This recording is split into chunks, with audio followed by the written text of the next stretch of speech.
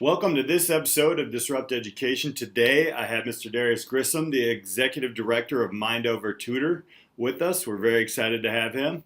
How are you doing, Darius? Doing excellent. Awesome, awesome. Thank you so much for being here. Tell us a little bit about who you are in your educational path, and then we'll jump into Mind Over Tutor. Excellent. So I've got an interesting path in terms of work and education. I actually started out as an electrical engineering major. Coming out of high school, I only wanted to go to North Carolina State University and major in electrical engineering. Spent a couple of years there and quickly found out that electrical engineering was not the same thing as electronics. I had been in a really, really good vocational program in Charlotte, North Carolina. That was a great electronics program. And so in doing so, I had to make a decision. Was I going to kind of stick it out there? Or did I want to find something that I was going to be more comfortable with?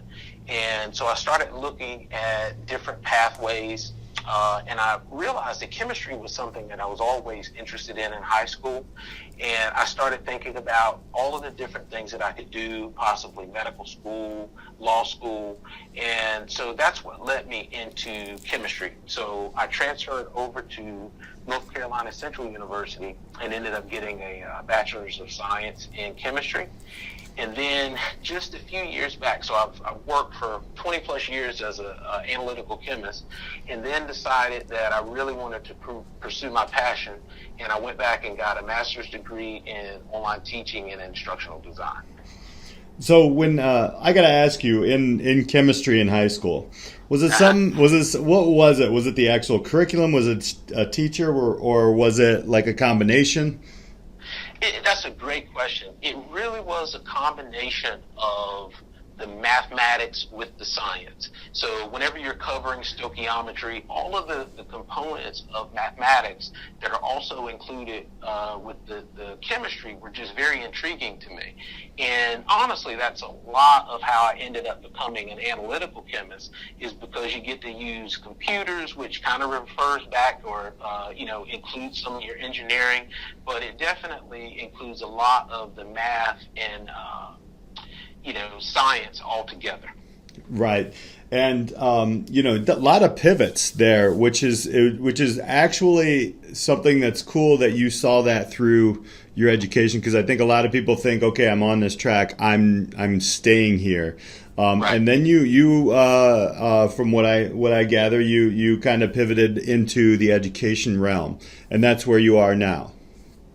Yeah, so it's very, whenever I was working in Florence, South Carolina, I was relatively young and newly married, and I decided that I wanted to start tutoring students as some extra money. And so I told my wife, I said, look, man, that's going to be my extra golf money if I go and do tutoring in the afternoons after work and on the weekend. Well, that was when I really discovered that I was good at disseminating different types of information. Science, math was what I primarily focused on to students whenever I was tutoring. And so, of course, that was something that kind of turned into a passion for me, because I really felt empowered. I felt like I was giving back, and to feel like that you're helping students, it just felt good to me. And so I started this business way back then as Mind Over Tutors, but it wasn't a nonprofit. It was just me working on the weekends or hours after work, tutoring students in science and math. So where is it going now? Because it has changed. Obviously, the education game has changed. What kind of things did you see in your tutoring experience that you're like, wait a minute, we could probably do this better in education? And then the change with Mind Over Tutor and how it's gone through its own process from what I've seen. Yes. So again, that is an excellent question, because even back in 1997, I think whenever I started this, I was trying to think about ways that I could deliver this information to students remotely. But back then, that was extremely expensive to be able to tap into that technology. The other thing is that, students were interested in sitting down, having that face-to-face interaction. You do a 30-minute or hour session, and you were able to get a lot out of that. With today's students, that just does not work well. And so the technology piece and how far we've come along with remote connection, internet speed, the delivery of digital media over the internet platforms has really afforded me the opportunity to reach students all over the world. And so the other thing that I've tried to do is to tap into content that is already available. And so the digital platforms allow you to utilize information that you find that's really, really good stuff and done well, and then you're able to tap into that and deliver that to students, which I think is very powerful. Tell me a little bit about how students react to that. I'm in a traditional system. We're in classrooms, about 7 hours a day. And my struggle is actually teaching youth to be able to be, confident enough to find the answers themselves. I think they're overloaded with a lot of stimulation. I try to teach them to use technology and not be used by it. What kind of things have you ran across in your experiences working with young people in that area? So I think that, all of the things that you just stated, I believe that in a traditional sense, because I taught at a high school that was one of the first block systems here in North Carolina. It was in Durham. And so to sit down and trying to engage students for an hour and a half, I thought, oh my goodness, this is going to be impossible. And you work through and you're finding different activities. We really didn't have a lot of digital tools either at that time in school. But what I'm finding remotely, and I've worked with kids that are homeschool students, I've done tutoring, just being able to keep the activities moving, being able to show them, it's more, not so much about the content and more about the lesson and how to utilize that technology. And then through those successes, I believe that you're able to instill that confidence, and then the content just kind of becomes a byproduct of that. I think sometimes in the traditional education, we focus so much on the content aspects of things as opposed to the learning aspect of things.